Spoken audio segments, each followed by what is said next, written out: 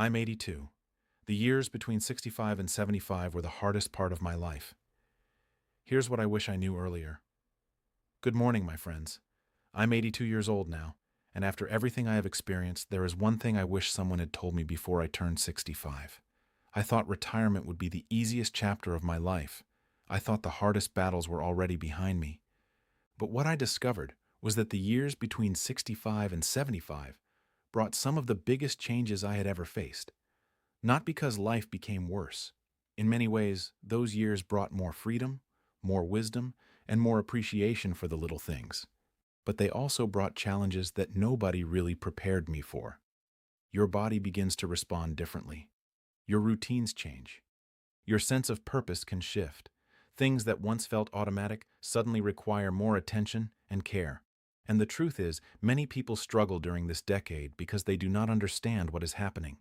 Today, I want to share 6 challenges that I believe every person should know about when entering their late 60s and early 70s.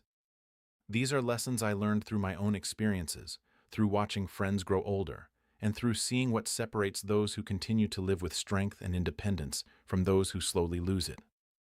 The first challenge is something that surprises many retirees: losing a sense of identity. For many years, your life has a clear structure. You wake up because you have somewhere to be. You solve problems. You make decisions. People depend on you. Your experience matters. Your knowledge has a place. Then suddenly, one day, that structure disappears. The phone stops ringing as often. The meetings end. The responsibilities become lighter. Your children may have their own families and their own busy lives.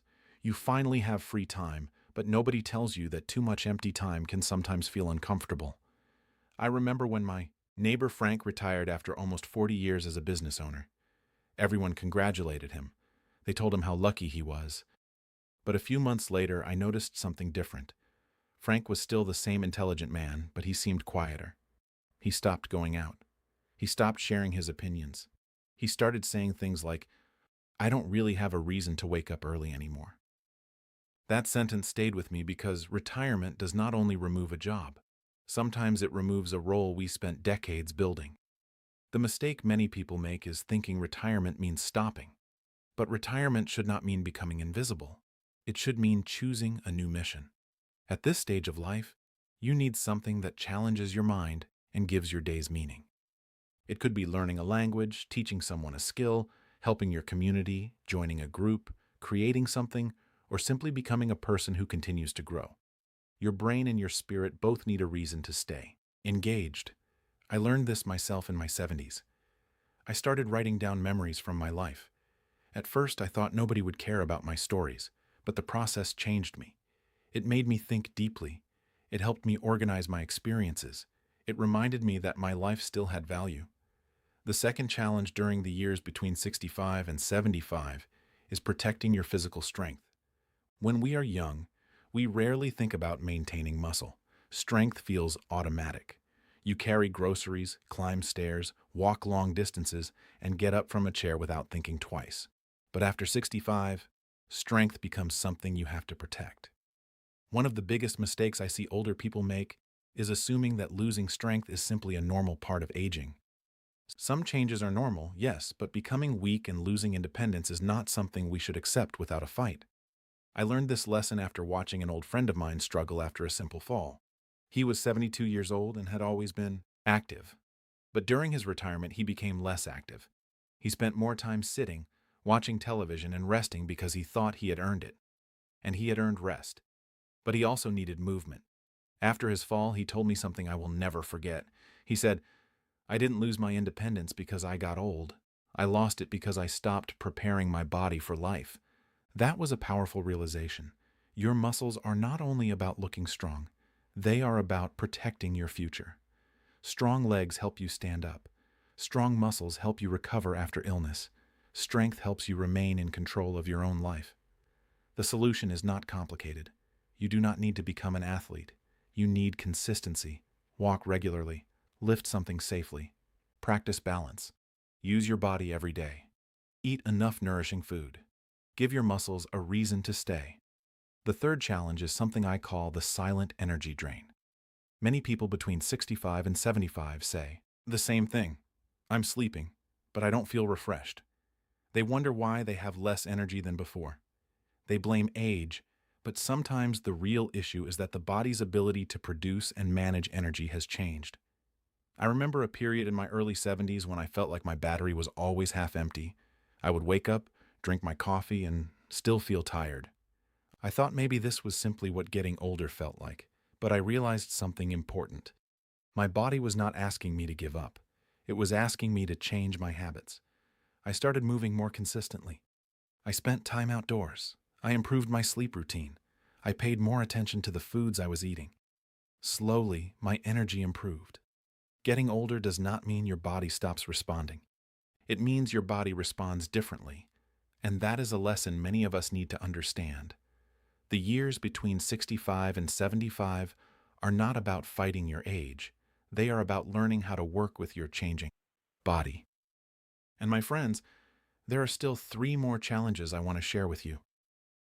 These next ones are especially important because they affect how long we stay independent, how quickly we recover from difficulties, and how we experience the later chapters of our lives. I'll continue with those in the next part because I want to give each one the attention it deserves. Now, my friends, let's continue with the 4th challenge that many people face between 65 and 75 years old. This is something I did not fully understand when I was younger, but as I grew older, I realized it affects almost everything about the way we experience life. The 4th challenge is the growing impact of chronic stress and inflammation inside the body. When we hear the word stress, many of us think about obvious things: financial worries, family problems, difficult situations, or major life changes. But as we age, there is another type of stress that happens quietly inside us. It is the stress created by years of poor sleep, unhealthy habits, lack of movement, loneliness, and the body's slower ability to repair itself. For many years, our bodies are very good at fixing damage. We can have a bad week, lose sleep, eat poorly for a while, and eventually bounce back. But as we move through our late 60s and early 70s, that recovery process becomes slower. The body starts asking us for more care and attention. I learned this lesson after my 71st birthday. I remember having a few weeks where I was not sleeping well. I was not exercising regularly, and I was carrying some worries that I had ignored for too long. Nothing dramatic happened, but I noticed small changes. I felt more tired. My mood was different. My motivation was lower. At first I thought, well, this is just what happens when you get older. But I was wrong. Getting older means you have to become more intentional. You cannot treat your body like you did when you were 40 and expect the same results. One of the best decisions I made was simplifying my lifestyle. I started eating more natural foods. I spent more time walking outside. I protected my sleep. I stopped allowing small problems to take up all my emotional energy. And something surprising happened. I began feeling younger. Not because my age changed, but because I removed some of the things that were quietly draining me. My friends, we cannot control every part of aging, but we can influence the environment we create inside our own bodies. The 5th challenge is one that I believe many older adults underestimate: the shrinking recovery window. This is something I wish more people talked about. When we were young, our bodies were incredibly forgiving. You could stay up late, recover from illness quickly, skip exercise for weeks, and somehow return to normal. Your body had a large reserve. But after 65, the distance between a small problem and a major setback becomes much shorter. A simple infection can take longer to recover from. A few weeks of inactivity can lead to noticeable weakness. A fall that seems minor can change your confidence and your independence. I saw this happen to a friend named George. He was 74 years old and always considered himself strong. One winter, he caught a bad cold and stayed in bed for nearly 2 weeks. He thought he was doing the right thing by resting completely. But after those 2 weeks, he noticed something frightening. Walking up the stairs became harder. His legs felt weaker. He had lost confidence in his own body. The illness was not the biggest problem. The biggest problem was what happened afterward. He spent too much time inactive and his body lost momentum. This taught me an important lesson. Recovery is not just about resting. Recovery is about gently rebuilding. When you experience illness or an injury, listen to your doctors and respect your limits. But do not give up movement completely. If you are safely able to move, even small walks, Simple. Exercises and daily routines can remind your body that it is still needed. Your body is always listening to the messages you send it. If you tell your body there is no reason to be strong anymore, it will slowly adapt to that message. But if you tell your body I still have a life to live, it will continue working with you. And now we arrive at the sixth and final challenge. This one may be the most important because it connects everything we have talked about today. The sixth challenge is maintaining resilience, the ability to adapt, recover, and continue moving forward when life changes. I have learned something after 8 decades on this earth. Life does not become easier as we age. We still face loss. We still face uncertainty. We still experience changes we did not choose. But the people who age well are not the people who avoid every difficulty. They are the people who build the strength to handle difficulty. Resilience is not just physical strength. It is having a mind that stays curious. It is having relationships that give you support. It is having habits that protect your health. It is knowing that your value does not disappear because your circumstances change. I have met people in their 80s who are more alive than people half their age. They are not young because they have perfect health. Nobody does. They are young because they continue participating in life. They learn, they connect, they move, they contribute.